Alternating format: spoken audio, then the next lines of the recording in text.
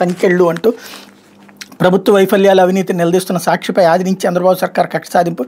Sakshi editor are Dhanunjaya Reddy పాత్రికేయులపై వరుసగా అక్రమ కేసులు, రాజ్యాంగం కల్పించిన భావ ప్రకటన స్వేచ్ఛను కాలరాస్తున్న కూటమి సర్కార్, ఎమర్జెన్సీ నాటి దురాగతాలను తలపిస్తున్న రాష్ట్ర పరిస్థితి అన్నటువంటి వార్తని హైలైట్ చేశారు. అయితే మీరెంత మీ స్థాయి ఎంత అంటూ రోడ్ల మీద పండేస్తాం కొడకల్లారా, ఇది పవన్ కళ్యాణ్ సీమ ఎప్పటికీ మాదే. డాక్టర్ బిఆర్ అంబేద్కర్ కోనసీమ జిల్లాలో ఫ్లెక్సీ ఏర్పాటు చేసిన జనసేన తమను అవమానించారంటూ దళితుల ఆందోళన అన్నటువంటి వార్తని హైలైట్ చేశారు.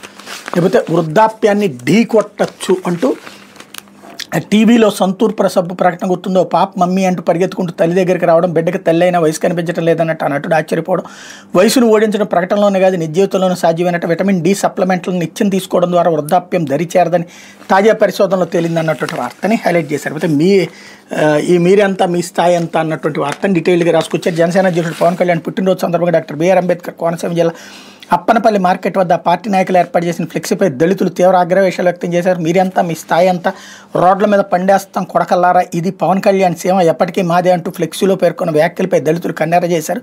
తమ మనోభావాలను దెబ్బతీసేలా ఫ్లెక్సీ ఏర్పాటు చేసిన వాళ్ళపై చర్యలు తీసుకోవాలని డిమాండ్ చేస్తూ ఆందోళనకు దిగారు. ఎస్ఐ ఏ చైతన్య కుమార్ వాళ్ళ వద్దకు చేరుకుని నచ్చెప్పేందుకు ప్రయత్నించారు. ఫ్లెక్సీ ఏర్పాటు చేసిన వాళ్ళపై ఎస్సీ ఎస్టీ అట్రాసిటీ కేసు నమోదు చేయాలని దళితులు డిమాండ్ చేశారు.